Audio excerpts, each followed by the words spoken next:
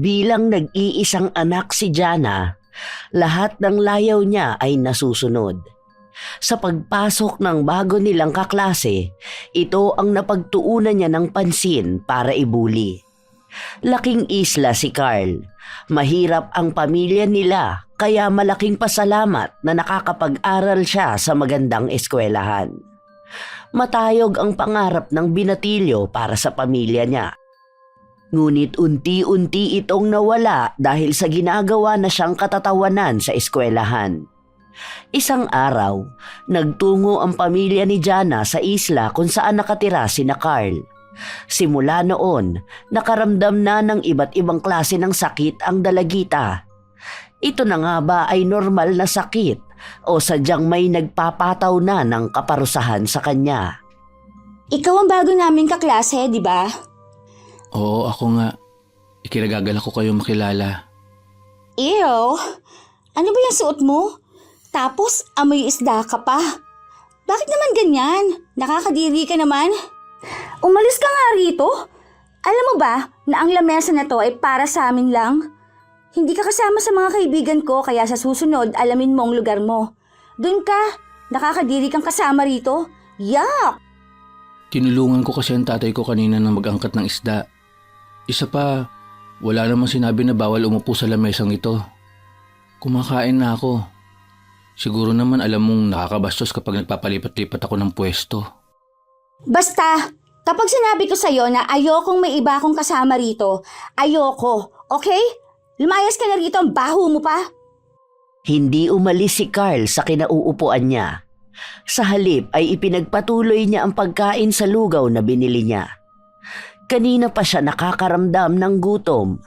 Marami na rin ang tao sa loob ng kantin, kaya paano pa siya lilipat ng mesa?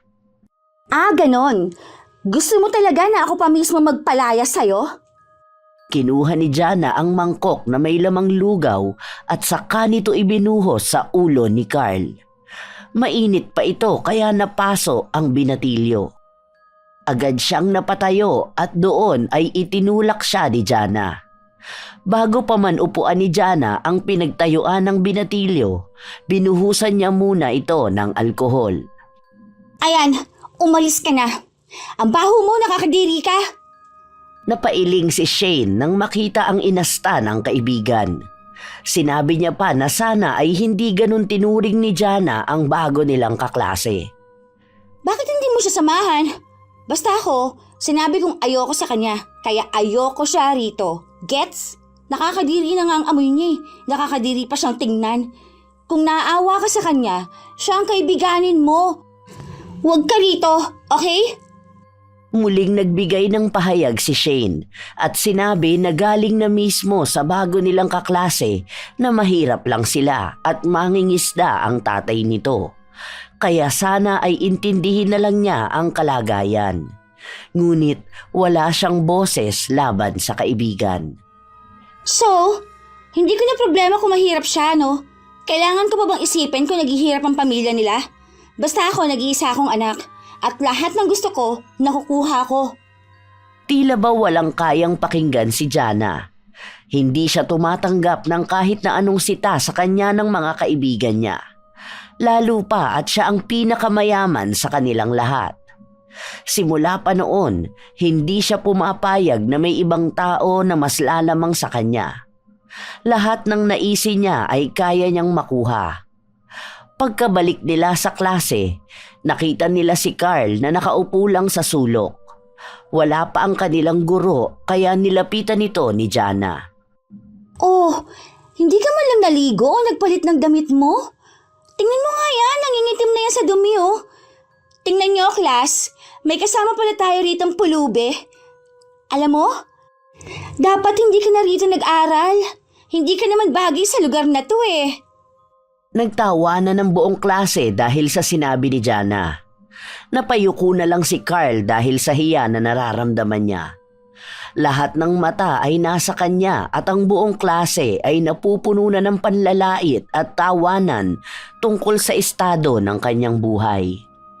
Ang dapat, dun ka na lang sa isla ninyo para naman hindi ka nagmumukhang kawawa rito. Sige na, manguha ka na lang ng isda araw-araw. Habang patuloy na nanlalait si Jana, biglang dumating ang kanilang guro. Nagtaka ito sa kaguluhan na nangyayari, kaya tinanong niya ang dalagita kung bakit siya nakatayo malapit kay Carl. Sorry ma'am, paano kasi itong lalaki na to? Ang dugyot niya eh. Look oh, ang dirty ng suot niyang damit. Ang baho niya pa. Kaamoy niyang malansang isda, nakakadiri. Bakas ang pagkadismaya ng kanilang guro kay Jana. Dahil dito, pinangaralan siya na hindi siya dapat nagsasalita ng ganon sa kahit na sino. Hindi niya dapat binabase sa estado ng buhay ang pakikitungo niya sa isang tao. Nasa paaralan si Carl dahil mataas ang pangarap niya para sa kanilang pamilya na siyang pinagtawanan ng dalagita. Nagtawanan ng buong klase dahil sa sinabing ito ni Jana. May mga lumilingon pa sa likuran. Hindi na rin napigilan ni Carl na maluha sa kanyang mga naririnig. Ito ang unang araw niyang papasok sa eskwelahan. Hindi niya inasahan na ganito ang mapupuntahan niyang lugar. Napasigaw ang guro upang tumahimik ang lahat sa pagtawa. Pinagsabihan nito si Jana na sa oras na marinig niyang pagsalitaan niya ulit ng hindi maganda si Carl, paniguradong ipatatawag niya ang kanyang ina at papatawan ng kaukulang disiplina. Nakaramdam naman ng inis ang dalagita dahil pakiramdam niya ay napahiya siya sa harapan ng kanyang mga kaklase. Nang matapos na ang klase, inabangan niya sa labas si Carl. Nakayuko lang ang binatilyo habang naglalakad ito. Hoy! Ikaw basura! Hinila ni Jana ang bag ni Carl. Napigtal ang hawakan nito at bumagsak sa sahig. Sa susunod ha, napahiya mo pa ako, may kalalagyan ka talaga. Hindi kita pinahiya. Ang guro natin ang nagsalita. Tama naman ang sinabi niya na huwag kang mangmamaliit ng tao. Wow! Bait-baitan ka niyan ngayon? Pwede bang tigilan mo yung paawa effect mo? Kasi hindi bagay sa'yo. Hampas lupa.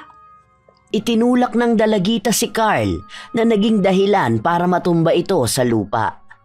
Sinipa pa ni Jana ang bag kaya nagkalat ang mga gamit ng binatilyo. Paalis na sana si Jana nang may sumigaw sa likuran niya. Sa paglingon niya, nakita niya ang isang babae. Mukhang ito ang ina ni Carl. Sino ka naman? Ikaw bang nanay niya? Tumaas ang kilay ng ginang sa naging tono ni Jana. Pinagsabihan niya pa itong walang galang, ngunit hindi siya inatrasan ng dalagita. Bakit naman kita gagalangin?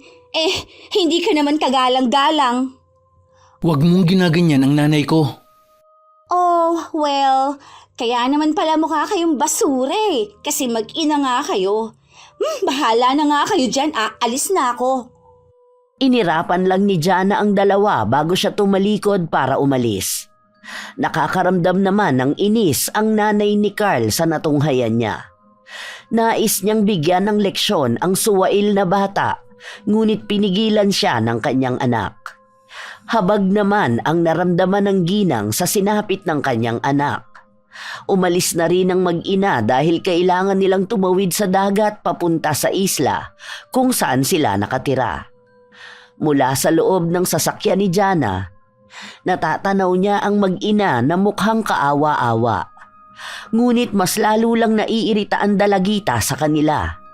Pakiramdam niya ay hindi na dapat binibigyan ng pagkakataon na makapasok sa magandang eskwelahan ang mahirap na kagaya ni Carl. Nang makauwi sila ng bahay, naabutan ni Jana ang kanyang ina na abala sa trabaho. Mami! Nakauwi na po ako. Sige, magbihis ka na. Mamaya kakain na tayo. May mga kailangan lang akong asikasuhin na trabaho. Alam mo po ba, Mami? May kaklase ako na mabaho at mahirap. Like, nakakadiri siya, Mami. Bakit kaya may mga ganung bata pa na pinapayagan sa school? May ginagawa pa ako, Jana. Huwag ka nga munang magulo. Kung gusto mo, maglaro ka na muna sa laptop. Huwag ka muna rito. Baka matagalan pa ako sa trabaho ko eh. Magpalit ka na ng damit mo para malaban na rin yan ni Manang. Oh, opo, sige po. Malungkot si Jana na pumasok sa kanyang kwarto. Palagi na lang ganito ang kanyang ina. Kahit na anong sabihin niya ay hindi siya nito pinapansin. Ang buong atensyon ng kanilang mga magulang ay palaging nasa trabaho nila. Sa ngayon, nasa ibang bansa ang kanyang ama, bihira lang itong makatawag sa kanila. Habang ang kanyang ina ay todo kayod din sa trabaho para mabigyan siya ng magandang buhay. Kinabukasan, maagang pumasok si Jana. Naabutan niya si Carl na natutulog habang nakaupo sa likuran. Bakit dito ka natutulog? Alam mo bang school to, ha? Wala ka bang bahay? Hinila ni Jana ang bag na nagsisilbing una ni Carl dahil sa lakas ng paghila niya nauntog ang ulo ng binatilyo. Ano ba ang problema mo?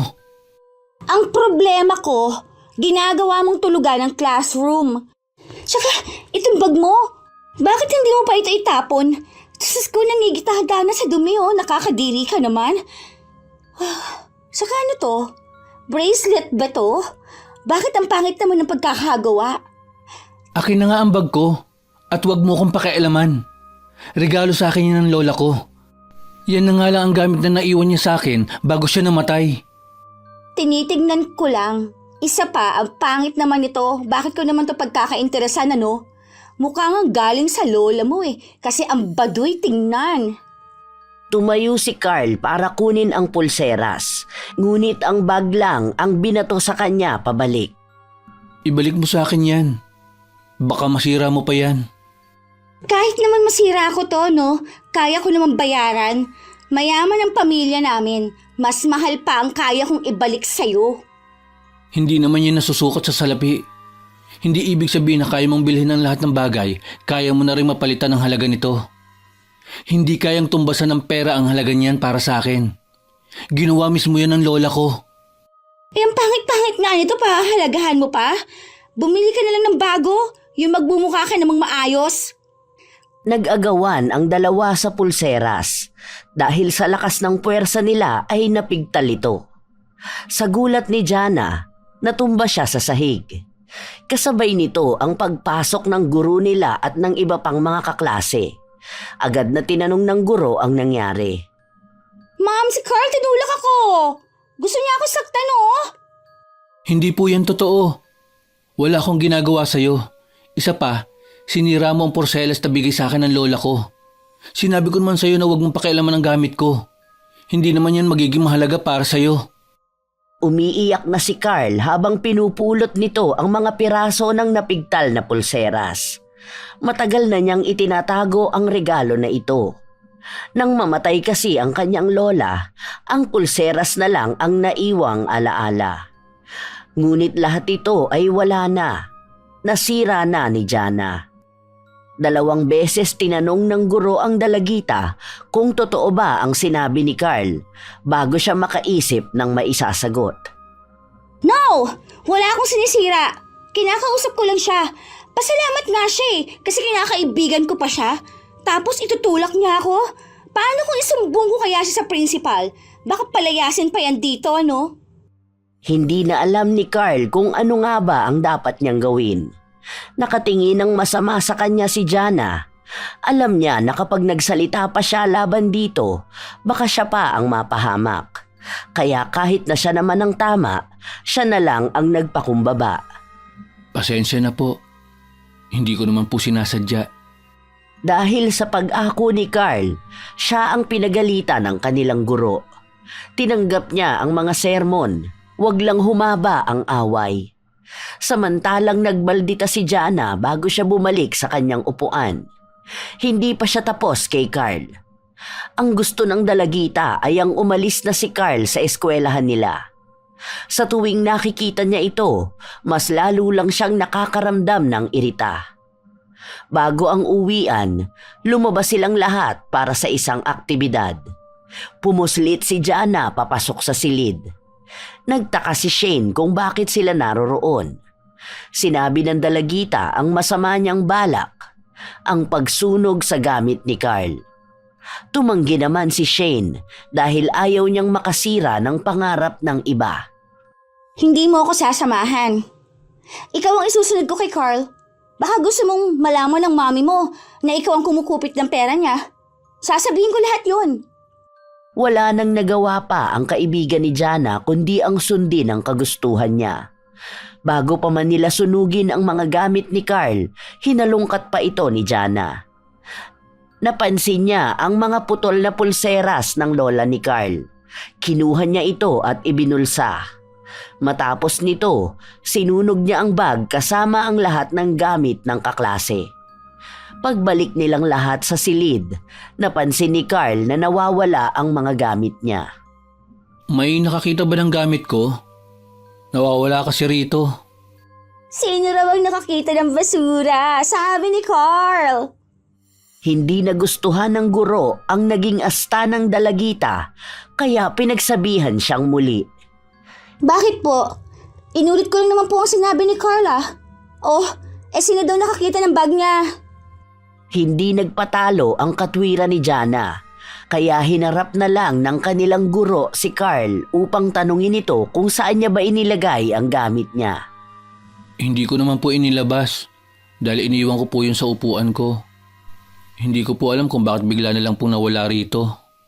Nagtulong-tulong ang lahat na hanapin ang bag ni Carl habang ang dalagita ay nakaupo lang sa tabi. Hindi siya tumayo para tumulong dahil alam na rin naman niya kung nasaan ito. Ilang saglit pa, narinig ang pagsigaw ng kaklase nila sa labas.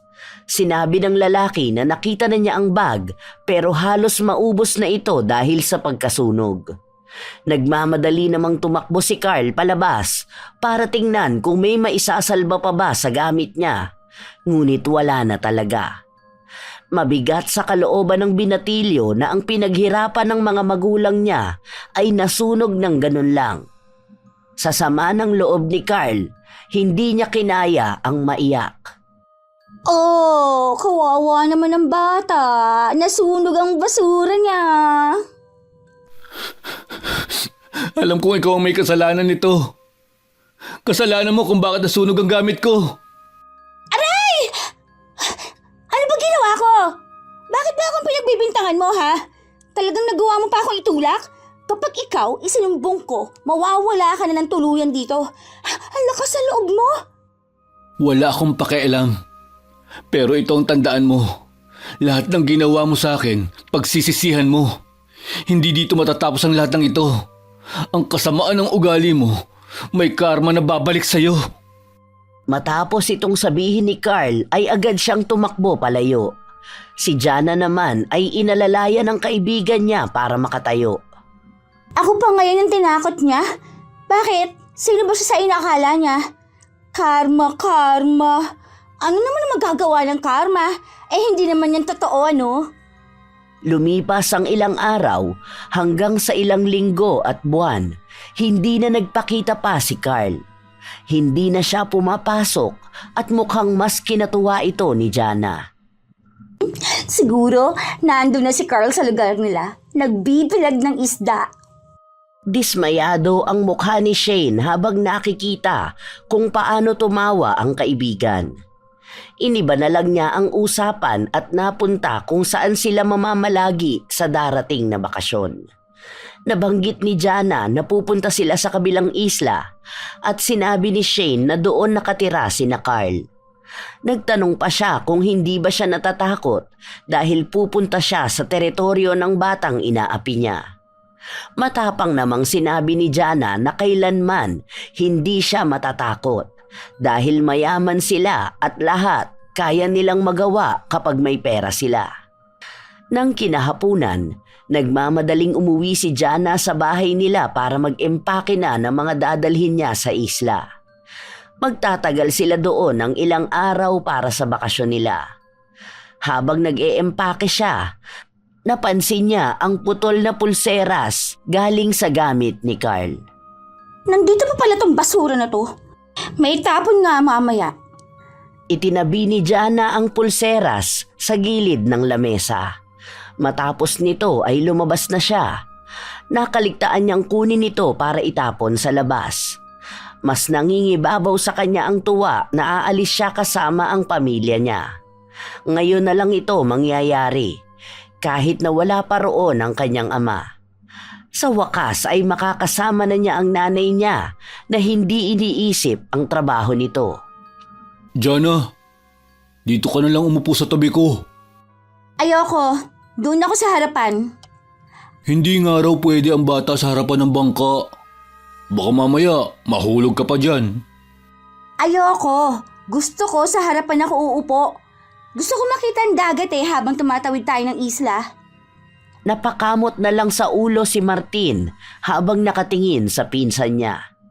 Ginagawa talaga ni Jana kung ano ang gusto niyang gawin. Walang kahit na sino ang pwedeng pumigil sa kanya. Tuwang-tuwa ang dalagita habang pinagmamasdan ang malinaw na karagatan. Saglit lang din ay nakarating na sila sa isla. Pagbaba niya, natanaw niya ang isang pamilyar na mukha. Matalimang tingin nito patungo sa kanya. Irap lang ang naging tugon ni Jana. Kilala mo ba ang batang yun? Sino? Yung mukhang basura? Si Carl. Kaklase ko noon pero hindi na pumapasok ngayon. Bakit hindi na pumapasok? May nangyari ba sa kanya? Aba, mali ko sa kanya. Baka hindi na kinakain ng pamilya niya dahil mahirap lang sila. Bakit? Parang galit siya sa'yo. Nakita ko kung paano kanya tignan kanina. Baka naman may nagawa kang masama sa kanya. Ako? May gagawin? Wala akong ginagawa. Ang bait ko kaya. Baka kasi naiinggit siya dahil ako nakakapag-aral. Tapos mayaman pa. Siya, andyan lang. Mangingisda yung tatay tapos walang maayos na buhay. Oh, bakit? Kasalanan ko ba yon?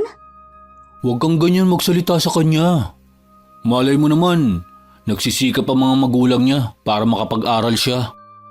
Wala na akong pakialam doon. Saka, huwag mo nga akong pagsabihan. Magpinsan lang tayo, oy. At parehas lang tayo ng edad. Huwag mo nga sirain ang mood ko, Martin. Kahit na, kung nakikita ko na may nagagawa kang bagay na hindi maganda sa kapwa mo, ayoko naman na hayaan ka na lang. Tignan mo nga kung paano ka magsalita sa iba. Labas ka na sa kung paano ako magsalita sa kanila, okay? Isa pa, nagsasabi naman ako ng totoo. Lumalabas lang sa bibig ko kung ano ang totoong nakikita ko. Bakit? Gaano ka ba kasigurado na totoo ang mga nakikita mo? Magpahinga na lang tayo dahil nasa bakasyon tayo. Huwag mo akong sinisermonan ha. Dahil hindi rin naman kita papakinggan. Huwag mong sirain ang masaya kong bakasyon. Nakakabwisit ka lang eh. Tuloy-tuloy na pumasok si Jana papasok sa kwarto niya. Iniwan niya si Martin na patuloy na nanenermon sa kanya. Walang kahit na sino ang kayang hawakan siya sa leeg dahil lahat ng gusto niyang sabihin at gawin ay malaya siya. Hindi pa siya nagtatagal sa loob ay may kumatok na sa pinto niya. Binuksan niya yon at sa hindi inaasahan ay si Carl ang bumungad sa kanya. Agad na nawala ang masayang ngiti sa labi ng dalagita. Sa katunayan, iniisip niya na gusto niyang sipain si Carl. Huwag mong sabihin na hanggang dito sinusundan mo ako ng kamalasan mo. Pwede bang tantanan mo ako? Mas mabaho ka pa ngayon, amoy na bilad na isda. Iaabot ko lang sana itong mga kumot. Hindi pa kasi tapos ayusin ang kwartong yan. Kung gusto mo, lumabas ka muna saglit para maiayos ko. Akin na, ako na mag-aayos. Mamaya may mawala pa sa mga gamit ko, no? Baka nakawin mo tong mga to eh. At isa pa, umalis ka na. Huwag ka nga magpapakita sa akin, okay? Kung maaari, iwasan mo ako sa isla na to dahil baka kung ano pang magawa ko sa'yo. Ano bang ginawa ko sa'yo at nagagalit ka sa akin? Hindi ba ikaw ang may ginawang kasalanan sa akin? Bakit ngayon, parang ako pa ang dapat na umiwas sa'yo? Matagal na ako nakatira dito. Hoy! Wala akong ginagawang masama sa'yo, ha? Hindi ko kasalanan kung pinanganak ka mahirap at hindi makasabay sa buhay namin. Huwag kang manisi ng ibang tao. Alam mo kung sino ang dapat mong sisihin? Ang mga magulang mo. Hindi ko sinisisi ang mga magulang ko kung bakit kami mahirap. Dahil nakikita ko ang ginagawa nila para lang maging maayos ang buhay ko. Hindi ko lang magawang makapag-aral ngayon dahil may sumunog sa mga gamit ko. May nagnakaw pa ng mahalagang bagay sa akin. Malaman ko lang talaga kung sino ang gumawa nun. At sino naman na magnanakaw ng basura galing sa'yo? Eh di, kung gusto mo mag-aral ka ulit. Pero wag kung nasaan ako. Ay, umalis ka na nga rito. Nakakasira ka ng araw. Ang ganda-ganda ng bakasyon ko, no? Pabalagbag na isinara ni Jana ang pinto. Hindi niya man lang sinubukang tingnan kung nakasakit ba siya ng iba. Ang alam lang niya, gusto niyang magkaroon ng tahimik na bakasyon. Madilim na ang kapaligiran nang lumabas si Jana para maligo. Kasama niya ang pinsan niyang si Martin. Noong una, ayaw siyang samahan ni Martin, ngunit pinagbantaan ni Jana na isusumbong niya ito sa mga tita niya. Bakit kasi gabi ka pa maliligo? Tinatawag ka namin kanina para maligo, ayaw-ayaw ka pa. Tapos kung kailan ganitong oras, saka ka magtatawag. Ang init kaya kanina. Saka ngayon, no, tingnan mo, walang ganong tao sa paligid. Mas masaya kasi kapag ganito. Tapos, mas lalo pa ako mag-e-enjoy kasi wala akong makikita ng mga pakalat-kalat na hampas lupa. Pinagsasabihan na kita, Jana, na huwag ka magsasalita ng ganyan sa kapwa mo. Hindi magandang pakinggan. Eh di wag mo kasi itanong sa akin kung bakit gusto kong gabi magpunta rito. Paano? Delikado na ang ganitong oras. Hindi mo ba nakikita? Paano kung malunod ka pa dyan? Hindi ako marunong lumangoy Basta, huwag ka lang pupunta sa malalim. Baka kasi mapaano ka pa. Chill ka lang kasi, Martin. Masyado kang kabado eh. Daig mo pa ang mga tsahin natin kung nervyusin. Makinig ka na nga lang kasi. Mahirap ba para sa'yo na pakinggan man lang ang mga sinasabi ko sa'yo? Hoy, wag mo ko inuutusan ha. Kung gusto mo, dyan ka na lang sa mababaw maligo. Ang duwag masyado nito. Para kang hindi lalaki, no? Ay, ano? Lalaki ka nga ba ha, Martin? Gusto mo isumbong kita sa tatay mo? Hindi na hinintay pa ni Jana na magsalita ang pinsan. Lumundag na siya sa dagat at sayang-saya siyang ginagawa ito. Malamig ang simoy ng hangin at ganun din sa balat ang tubig. Mas nakakaramdam ng kaginhawaan si Jana habang ginagawa niya ito. Si Martin naman ay nakalublob lang ang paa sa tubig at pinagmamasdan siya. Bakas din ang pag-aalala kay Martin. Kilala niya ang pinsan niya. Kapag may ginusto itong gawin ay gagawin talaga nito. Jana, lumalayo ka na. Huwag ka nang magpunta dyan. Baka malunod ka pa. Dito ka na lang kasi. Makakalangoy ka rin naman sa mababaw. Marunong akong lumangoy, wag kang mag-alala. Wala namang hihila sa akin dito, ano? Ha? Ano yun? Hoy, teka! Bakit? Anong nangyayari sa'yo dyan? Tara na, dito ka kasi sa mababaw. Hindi na pinansin ni Jana ang sigaw ng pinsan niya. Napalayo rin ang langoy ng dalagita matapos niyang makaramdam ng malamig sa paa niya. Para bang may nabangga siya sa ilalim ng dagat. Hindi yun bato dahil hindi matigas. Ilang sandali pa, napansin niyang may lumulutang na buhok sa harapan niya. Pilit niyang hinahawi ito ngunit hindi nawawala. Para bang pinalilibutan siya ng buhok hanggang sa lumutang sa harapan niya ang isang mukha. Nakadilat ito, ngunit ang mukha ay napupuno ng mga itim na ugat. Nanlamig siya sa nakita niya. Hindi ito isang panaginip lang. Tulong! Hindi na tumagal ang sigaw ni Jana matapos na may humila sa paa niya pailalim sa dagat. Mahigpit ang pagkakahawak na yon at mabigat. Pakiramdam niya ay unti-unti na ring nauubos ang hininga. Pinipilit niyang umahon, ngunit mabigat ang kanyang katawan. Hindi niya rin maipiglas ang mga paa niya dahil sa may mahigpit na nakakapit sa kanya. Nakapikit si Jana habang pinipilit ang kamay niya lumangoy pa itaas. Ilang sandali pa ay may humila sa kanya. Doon ay nakahinga siya ngunit habol. Bit-bit siya ng isang lalaki.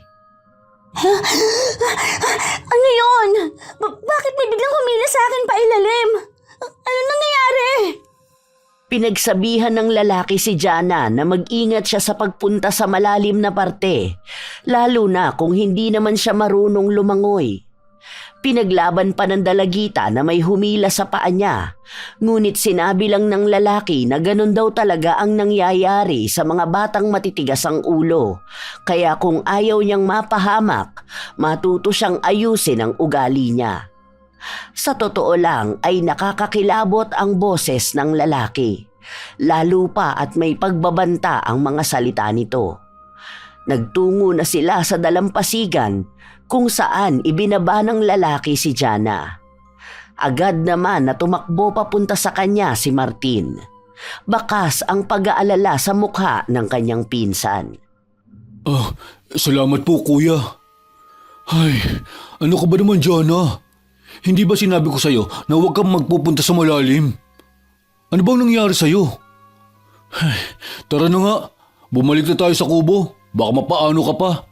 Mayayari pa talaga ako kay tita. Ang tigas kasi ng ulo mo.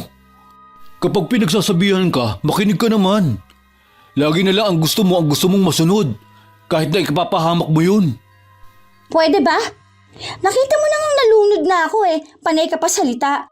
Hindi naman ikaw ang tumulong sa akin Nakakarindi ang boses mo. Huwag mo lang sabihin kay mami Baka mapagalitan pa ako Ikaw kasi Ikaw talaga may kasalanan nito. Sa akin ka pa nagagalit ngayon? Pasalamat ka nga nakatawag agad ako ng tutulong sa'yo. Paano kung walang tao sa paligid? Matatagpuan ka na lang namin na palutang-lutang. Matigas kasi masyado ang ulo mo. Palagi na lang ang gusto mo ang dapat na masunod. Ang hilig mong manisi ng mga nagagawa mong mali.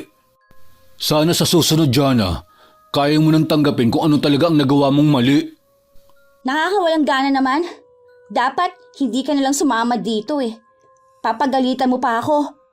Isa pa, alam ko sa sarili ko ang mga ginagawa ko. Wala akong pagkakamali Hindi ako nagkakamali.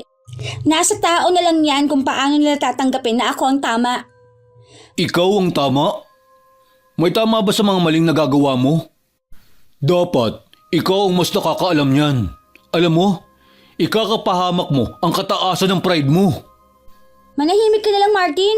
Wala ka namang naitutulong Natapos na, okay? Nakita mo naman, di ba? Okay na ako. Nabuhay ako at manahimik ka na. Padabog na umalis si Jana sa harapan ni Martin. Habang naglalakad sila pabalik sa kubo, nasa lubong niya ang nanay ni Carl. Napahinto ang ginang habang nakatingin kay Jana. Mukhang sa pagkakataon na ito, sila ang napagbuntunan ng galit ng dalagita. Anong tinitingin-tingin mo sa akin?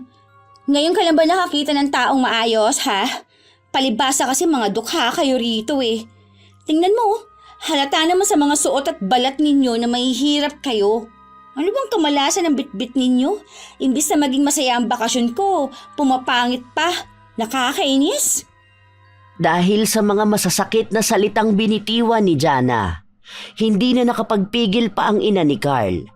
Sinabihan niya ang dalagita na hindi maganda ang mga lumalabas sa kanyang bibig, na dapat ay matutunan niyang gumalang sa mga taong nakatatanda sa kanya at mga taong nakapaligid sa kanya. Hindi porket namuhay siya sa karangyaan, may karapatan na siyang matahin ang mga taong kapos. Pero halata namang baliwala lang ito kay Jana. Mas naging matapang pa siyang sumagot.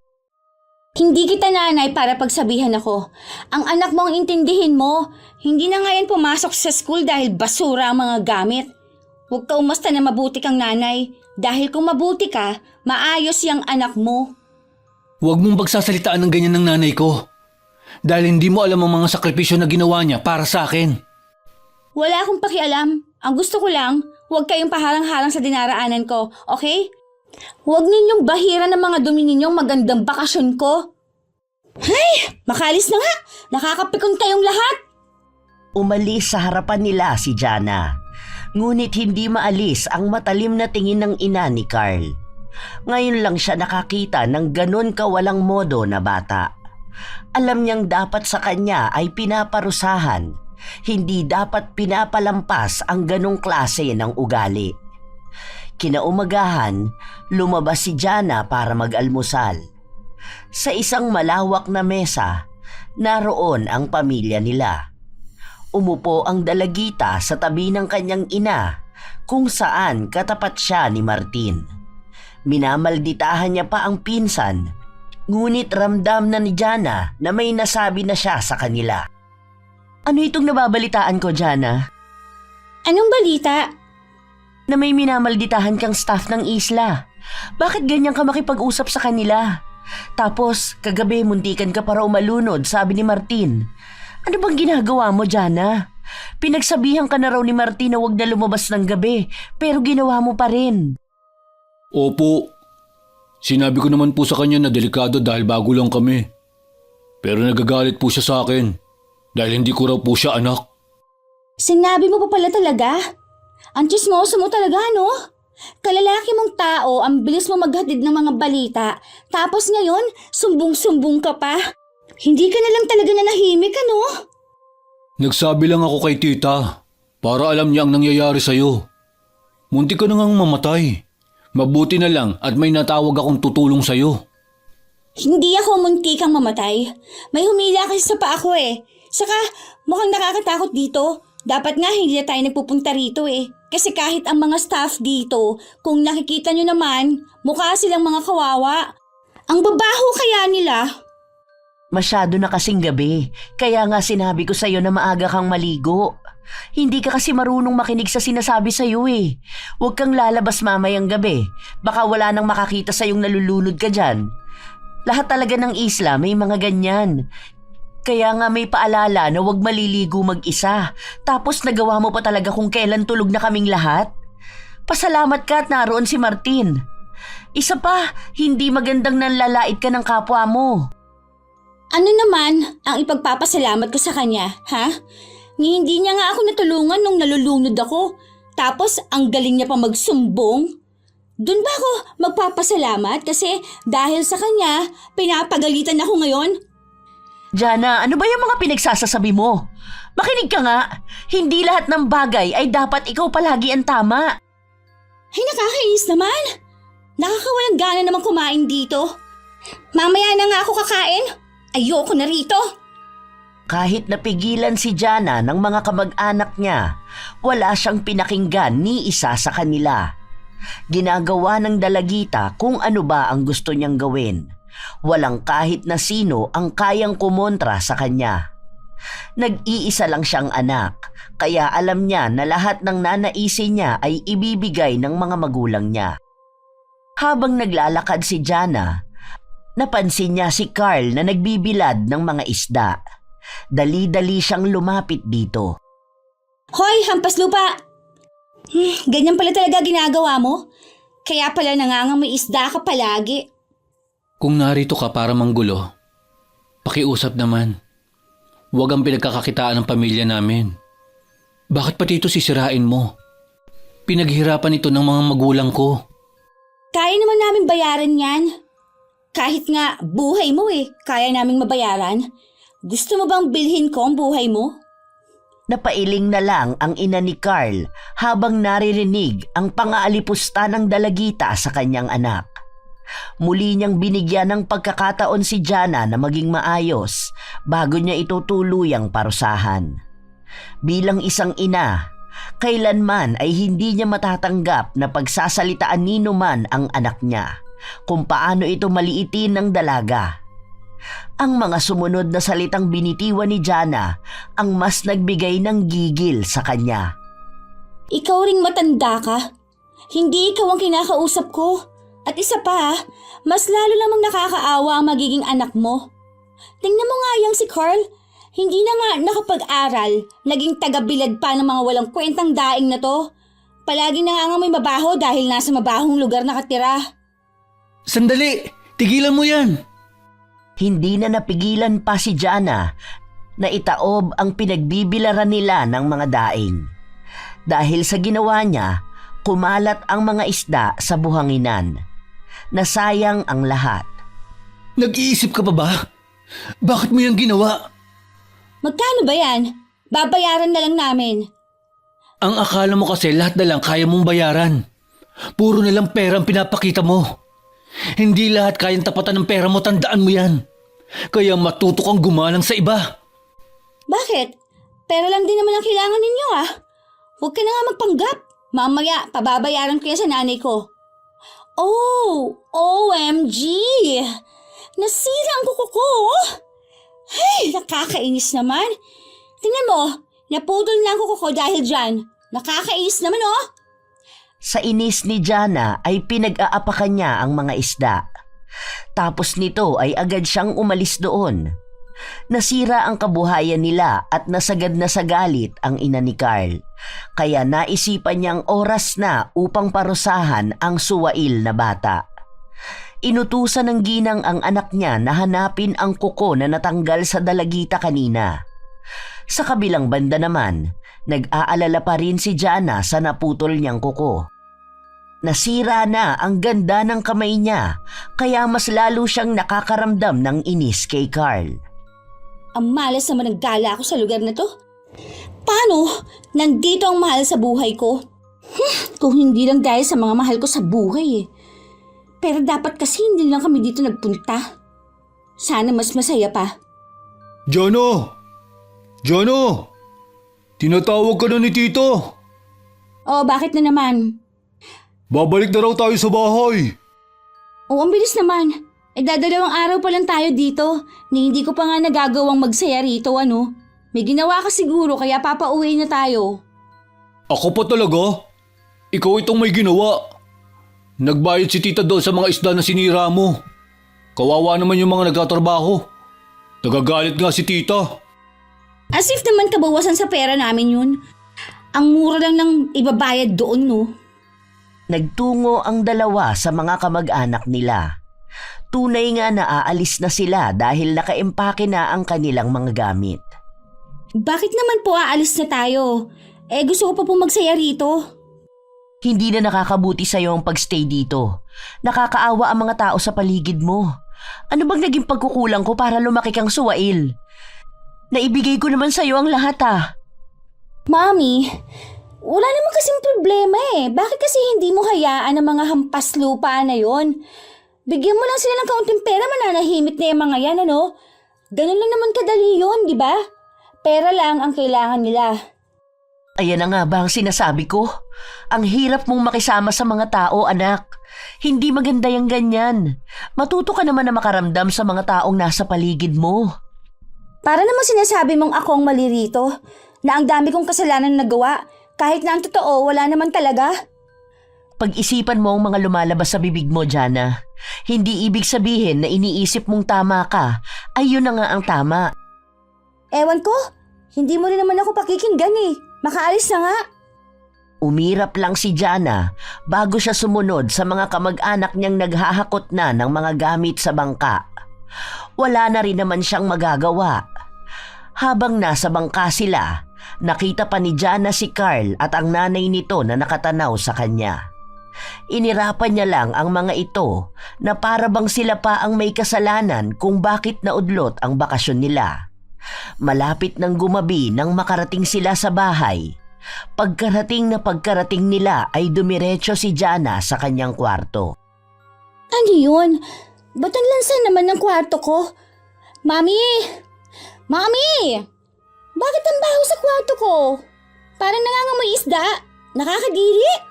Palinisan natin to, Mami, ha? Hindi ako makakatulog kung ganitong amoy ng room ko. Nangangamoy isda? Hindi naman kwarto mo ang nangangamoy isda. Ikaw ang malansa, anak. Baka dahil yan sa tinapon mong isda kanina. Maglinis ka na muna. Galing tayong dagat, kaya baka yun ang nadala mo. Ew!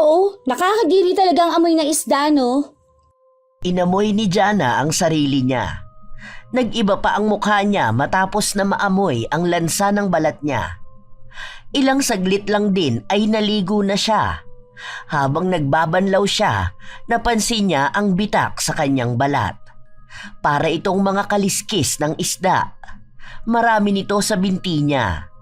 Sa takot niya, agad siyang napatakbo palabas. Mami! Mami! Tingnan mo nangyari sa balat ko! Mami! Ano bang nangyayari sa iyong bata ka? Bakit ba natataranta ka? Mami, tingnan mo ang balat ko, nagbibitak-bitak siya. Para may mga kaliskis ako ng isda. Ano to, Mami? Ayoko ng ganito, nakakadiri. Paano ako papasok sa school kung may ganito ako? Ayoko ng ganito, Mami. Yak! Magbihis ka na at dadaling kita sa ospital. Saan ka pa ba nagpunta at nagkaganyan ng balat mo? Wala ka bang ibang nakain sa isla? Wala akong ibang kinain. Kung ano lang inihanda nyo, yun lang. Mami, ayoko magkaganito ang balat ko. Ang pangit niya. Ang habdi pa. Aray! Tara na, bilisan mo! Dali-dali rin naman na nagbihis si Jana para magtungo sila sa ospital ng kanyang ina. Umiyak na rin si Jana dahil pakiramdam niya ay pinandidirihan siya ng mga tao. Para bang nagsusugat ang katawan niya, ngunit humuhugis ito na kaliskis.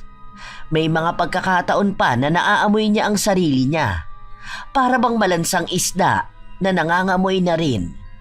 Hindi kayang tanggapin ni Jana ang mga nangyayari sa kanya. Lalo pa at maarte siya. Kahit nga maliit na sugat ay hindi niya kayang palampasin. Paano pa kaya ang ganito kalala? Nakakaramdam din siya ng hapdi sa pagdampi ng hangin sa balat niya. Sinuri ng doktor ang balat ng dalagita. Sinubukan kung nagkaroon nga ba siya ng allergy, pero wala siyang nakuhang tamang sagot. Tinanong din kung kailan ba ito nagsimula o kung may nakain siyang malansa. Wala naman siyang nakain na malansa. Wala rin naman siyang allergies. Tapos kahapon wala din naman akong napansin na sugat sa kanya. Kanina lang nagkaganyan ang balat mo, hindi ba? Kanina ko lang po napansin nung naligo ako. Kasi kahapon wala naman akong ganito, Dok. Gamutin niyo na po ako. Ayoko nagbumukha akong nakakadiri. Tingnan niyo naman. Nagnanana pa siya, oh. Tapos nakakatakot tingnan. Ang sakit at ang hapdi pa. Nagbigay ng reseta ang doktor. Iinumin ni Jana ang gamot at kailangang maobserbahan kung gagaling ba siya matapos ang 1 linggo. Umuwi sila ng bahay na walang humpay sa pag-iyak si Jana. Pakiramdam niya ay isa na rin siyang nakakadiring tao. Hindi siya papasok sa eskwelahan kung hindi ito gagaling. Ayaw niyang magmukhang nakakadiri sa mga tao sa paligid niya. Kilala siya bilang isang maganda at malinis na babae. Kaya paano niya matatanggap na makikita siya ng mga tao na ganito? Ipahid na muna natin ito mga gamot, anak. Ano ba kasing nangyari sa'yo? Baka mamaya naman nakabati ka doon sa isla. May mga ginawa ka bang kakaiba? Magsabi ka ng totoo, anak, para naman matulungan kita. Hindi ko na alam ang gagawin. Wala naman ako ibang ginawa ron eh. Baka nga may ginagawa na masama sa akin si Carl. Oo, siya. Baka siya ang gumawa nito sa akin. Kasi nakakatakot silang pamilya eh. Ang sabi pa nga ng kaklase ko na maraming mangkukulam sa lugar nila. Paano kung kinukulam na niya ako, Mami? Anong mangyayari sa akin? Sino ba si Carl? Yun ba yung batang lalaki sa isla? Doon sa mga tinapon mong isda? Ano bang nangyari at magkaaway kayo ng bata na yun? Magkakilala ba kayo? May ginawa ka bang masama sa kanya? Wala akong ginagawang masama. Pero ayoko sa kanya. Kaklase ko siya. Mami, ayoko na may kaklase na mabaho at mahirap. Naiinis ako sa kanya. Anak, hindi dapat ganyan. Kahit na ano pa ang estado sa buhay ng mga kaklase mo o ng mga magulang nila, huwag kang mangmamaliit ng kapwa mo. Hindi mo alam kung anong paghihirap at sakripisyo nila para lang makamit nila ang mga pangarap nila. Kahit na, ayoko pa rin sa mga mahihirap na kagaya niya. Mami, paano na ako nito ngayon? Ang kati ng balat ko tapos nakakadiri pang hawakan. Ang baho ko, Mami. Gawan mo yung paraan. Ayokong pumangit ang balat ko. Nakakahiya. Umiyak muli si Jana habang tinitingnan ang kanyang balat na pinapahira ng kanyang ina.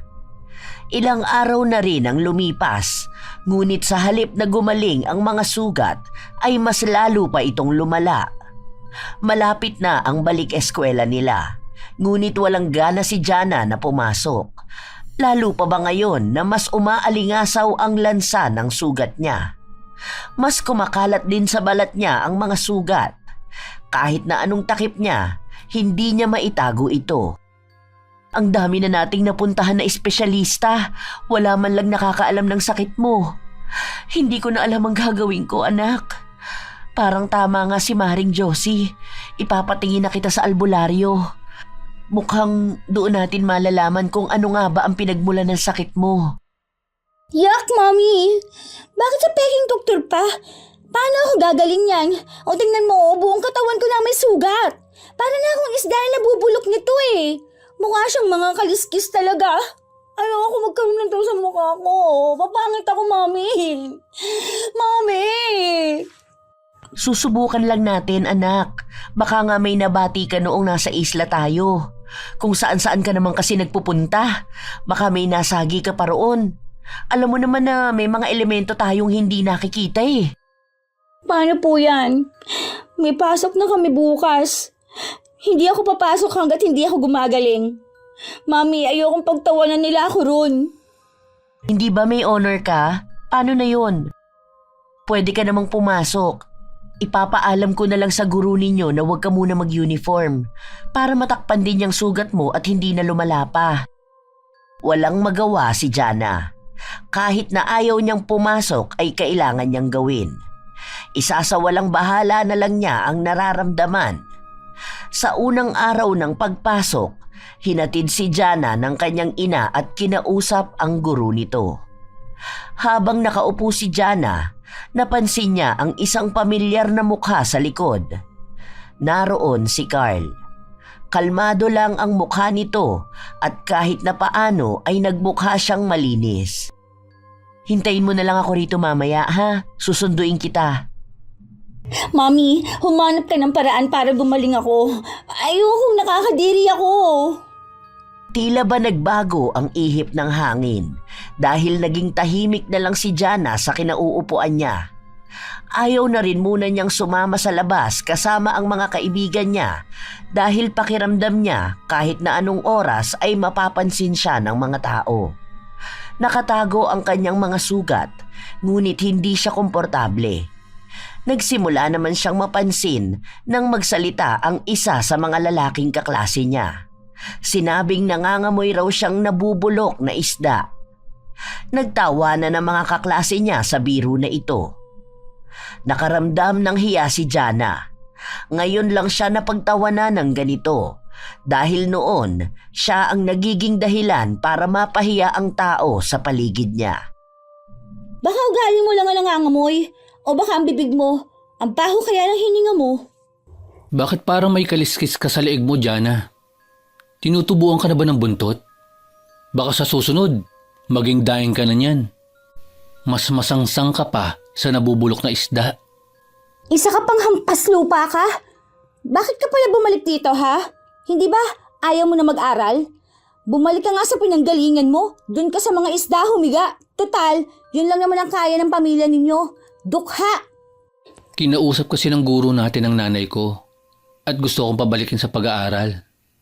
Sa katunayan, may mga tumutulong nga sa akin para makapag-aral ako. Tignan mo, binigyan ako ng magandang damit ng guro natin. Ang bait nila sa akin. Ganun talaga kapag mabait ka sa kapwa mo. Nagtangka na magsalita ang dalagita nang inunahan siya ng kaklase niya at sinabing dapat ay magpasundo na lang siya sa kanyang ina. Dahil masyado nang umaalingasaw ang lansa ng katawan niya at mas nagiging nakakadiri ang itsura ng kanyang kaliskis. Ngayon si Jana na ang naging sentro ng katatawanan. Lumalabas na rin sa leeg niya ang kanyang mga sugat at mas lalong umaalingasaw ang baho ng katawan niya. Kahit ang mga kaibigan niyang katabi ay lumalayo na sa kanya. Pakiramdam kasi nila ay nasusuka sila. Naging kahiya-hiya na si Jana. Ayaw na niyang tumingin sa mga tao sa paligid niya dahil sa tuwing naglalakad siya, nakatingin ang mga tao na may halong pandidiri sa kanya.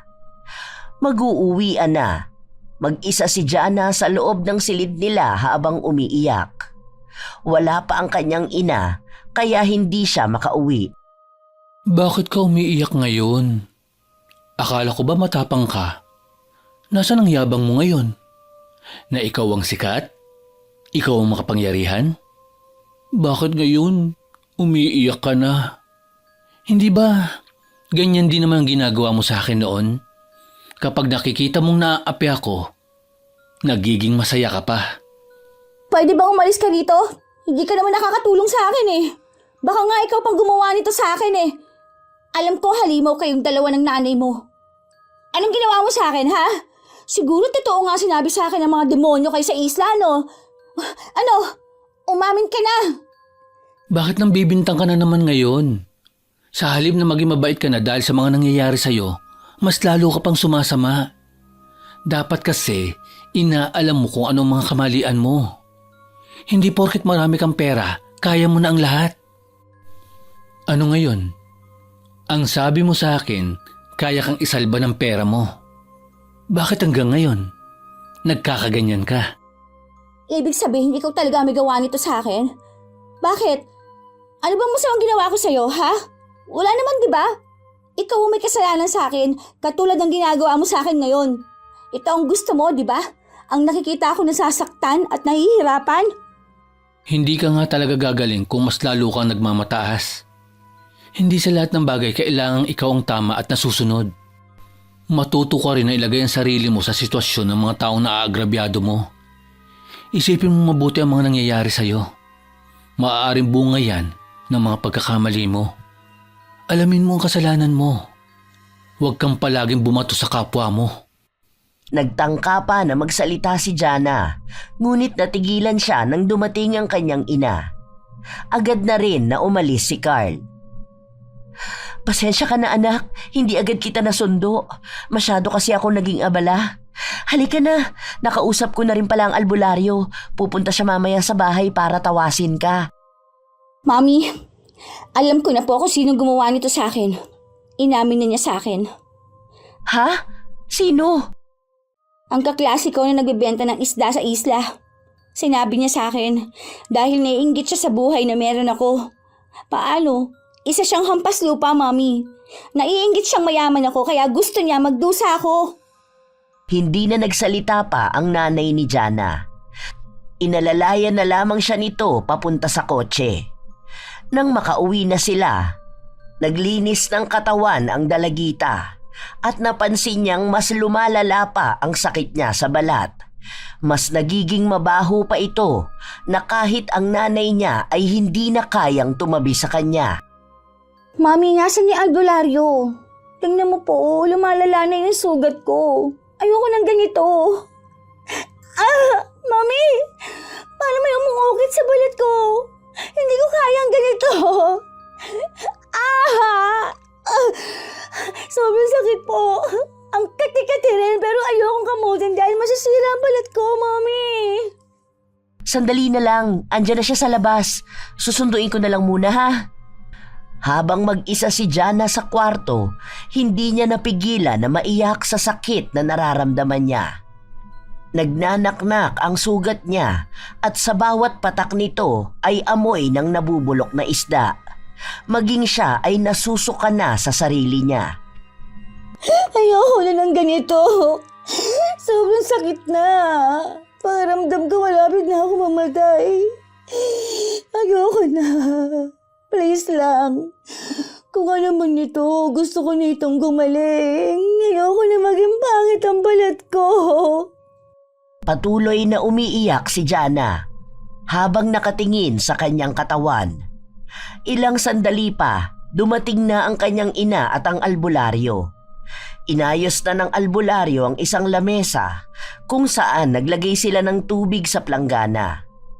Nagsindi rin siya ng kandila habang nag-uusal ng dasal. Matapos nito, pinatak niya ang kandila sa tubig.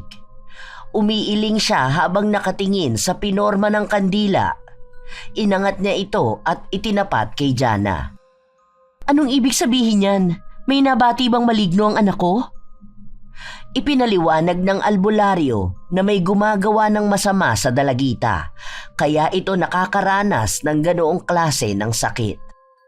Sabi sa'yo, Mami, may gumagawa talaga niyan sa akin. Si Carl yan. Kasi nga sabi niya sa akin na ginagantihan niya ako. Narinig ko mismo sa kanya yun. Siya mismo nagsabi sa akin. Kaya nga maniwala ka sa akin, Mami. Kulamin na rin natin siya.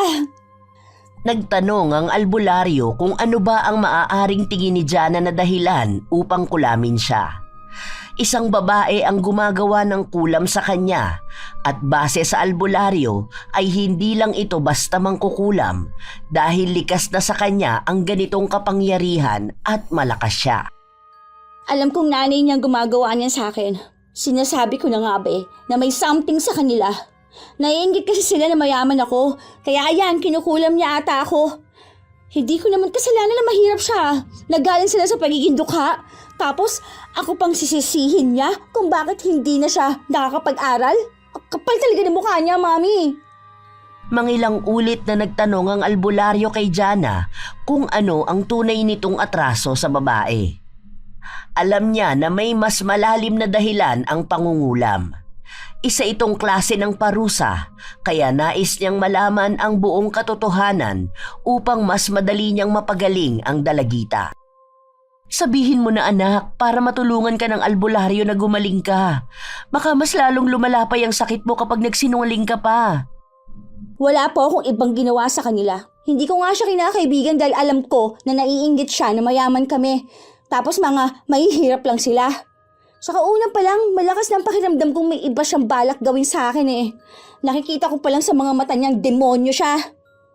Ipinangako ng albularyo na gagawin niya ang lahat upang makausap ang babae na gumagawa ng masama kay Jana. Ayusin mo yan ha. Siguraduhin mo mapapagaling mo ako. Parusahan mo ang gumawa sa akin ito. Gawan niyo po ng paraan para maging maayos na ang anak ko. Ayokong mawala siya sa akin. Parang awa niyo na. Handa ako magbayad kahit na magkano. Mapagaling mo lang ang anak ko. Kumuha ang albularyo ng baso na may tubig. Saka siya nag-orasyon. Matapos nito, itinapon ng albularyo ang tubig na nasa loob ng baso. Itinaob niya ito sa platito at itinaas. Para bang may ikinulong siya sa loob ng baso. Kinausap ito ng albularyo at pinagbantaan na hindi pa kakawalan ang kaluluwa niya kung hindi niya pagagalingin ang dalagita. Ngunit nagmatigas ang babae. Sinabi niya na kapag hindi siya pinakawalan, mas lalo niyang pahihirapan si Jana. Tinanong din ng albularyo kung ano ang nagawang mali ng dalagita upang parusahan niya ng ganito. Ang sinagot lang ng babae ay dapat si Jana ang tanungin niya. Ngunit nang magtanong siya sa dalagita, pagalit pa itong sumagot. Wala nga akong ginawa. Hindi ka ba nakakaintindi? Nagpumilit na magtanong ulit ang albularyo, ngunit matigas pa rin si Jana at hindi umaamin. Pinagpipilitan niya na kahit kailan ay hindi siya nakagawa ng mali sa kapwa niya. Dahil hindi ito maagapan ng albularyo, sinabi na lang nitong mahihirapan silang puksain ang kung sino mang kumukulam sa dalagita. Dahil sa narinig, agad na nag-init ang ulo ng dalagita. Wala ka naman palang alam eh. Paano mo ako magagamot? Wala naman palang kwenta itong nakuha mong albularyo, Mami. Anak, ano bang pinagsasasabi mo? Tinutulungan ka na nga para gumaling ka eh. Binuksan ng albularyo ang baso at pinakawalan ang kaluluwa ng ina ni Carl. Humarap ang albularyo kay Jana. Malamig at tuwid ang mga tingin na ito. Dahil sa pagtataka nila, nagtanong ang ina ni Jana kung ano ang nangyayari. Ipinaliwanag sa kanya ng albularyo na ang tanging makapagpapagaling lang sa kanyang anak ay ang kanyang sarili. Ngunit hindi niya magagawa yon kung palaging mataas ang tingin niya sa kanyang sarili at hindi inaalam ang tunay niyang kamalian. Nakiusap pa ang ina ng dalagita, ngunit hindi na tumugon pa ang albularyo. Binigyan niya lang ng payo si Jana na matutong aminin ang pagkakasalang nagawa niya sa iba. Matapos nito ay agad na ring umalis ang albularyo. Hinayaan niya ang mag-ina na makapag-usap upang ipaalam din kay Jana na sa mga ganitong sitwasyon ay tanging siya lang ang kayang sumalba sa kanyang kaluluwa. Ano ba talaga ang ginawa mo, anak? Mami, bakit pati ikaw hindi ka naniniwala sa akin? Peke naman yung albularyo na nahanap mo. Kaya ipapatay na lang kaya natin ang gumawa nito sa akin. Hindi ba marami namang kakilala si Daddy? Bakit hindi natin yung hanapin para ipabaril ang buong pamilya nila? Hindi maaaring ganito ang ginagawa nila sa akin. Tama nga. Di ba po, Mami? Tama ako? Tama nga na mali ang pagpapalaki ko sa'yo. Hindi kita naturuan ng tamang asal. Ibinigay ko sa'yo ang lahat ng bagay na naisin mo at hindi ko man lang naituro sa'yo kung paano ka dapat makikibagay sa kapwa mo tao. Masyadong naging mataas ang pangarap ko para sa'yo, kaya naging mataas ka rin sa kapwa mo. Hindi ko na malaya na ako mismo ang nagpalaki ng sungay mo. Ang dami kong mali bilang isang ina para magkaroon ka ng ganyang ugali. Natigilan si Jana sa narinig niya. Nakikita niya rin ang kanyang ina na lumuluha. Para bang sa tagal ng panahon na naipon ang mga sama ng loob na yon. Walang magawa ang dalagita kundi ang tingnan lang ang kanyang ina. Nagsimula kami sa pagiging mahirap. Nung kabataan ko, nagbebenta kami ng mga isda sa palengke bago kami pumasok sa eskwelahan. Madalas nadala ko pa hanggang sa classroom ang mga daing na pinapaubos ng nanay namin. Nang maranasan ko ang ganong buhay, nagsumikap ako at ipinangako ko sa sarili ko na hindi yun mararanasan ng anak ko kahit na kailan. Maibibigay ko sa anak ko ang magandang buhay na pinapangarap ko noon. Pero ngayon na naibigay ko na, hindi pa pala yun dahilan para maituring kong mabuti akong ina. Dahil may mga pagkakamali akong nagawa. Masyado kong ibinigay sa'yo ang mundo na hindi mo na alam na may ibang tao ka pang kasama. Umalis ang ina sa kanyang harapan habang umiiyak. Sa unang pagkakataon, nakaramdam si Jana ng kakaiba sa dibdib. Naaawa siya sa nanay niya. Ang mga pinagdaanan nito sa buhay ay ang mga pinagtatawanan niya. Hindi siya nakaramdam ng hirap, kaya pakiramdam niya ay nakakatawa ang mga kapuspalad. Ngunit ngayon niya napagtanto na mas nakakatawa pala ang sitwasyon na meron siya ngayon. Sa katahimikan ni Jana, nagawi ng mata niya ang pulseras ni Carl. Kahit na nahihirapan siya ay kinuha niya yon. Ano ba ang mali na nagawa ko? Ang dami kong nagawa para mapaiyak ang gano'n ng nanay ko. Tama nga ang albularyo. Ako ang may problema. Ako ang gumawa nito, kaya ako lang din ang makakatapos nito. Tumayo si Jana at kahit nahihirapan siya, gumawa siya ng paraan para makapunta ng isla na mag-isa. Noong una, hindi siya pinapasakay ng mga bangkero dahil nakakaramdam din sila ng takot sa kanya. Para bang nakakahawa kasi ang sakit niya. Pero hindi niya naman masisisi ang mga ito dahil kahit naman siya ang nasa kalagayan nila, pandidirihan niya rin ang sarili niya. Nang makababa na siya sa isla, nagtanong-tanong siya kung saan ba nakatira si Carl. Agad niya rin namang natunton ang bahay nito. Carl? Carl? Nariyan ka ba? Pwede ba tayo mag-usap? Walang sumasagot sa bahay, ngunit ramdam ni Jana na may tao roon. Nagpapatuloy siya sa pagkatok hanggang sa pinagbuksan siya. Anong ginagawa mo rito? Nandito ka na naman ba para malitin ang buhay namin?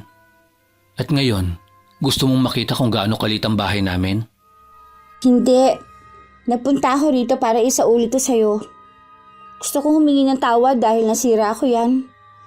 Ako ang sumunog ng gamit mo dahil nakakaramdam ako ng inis sa'yo.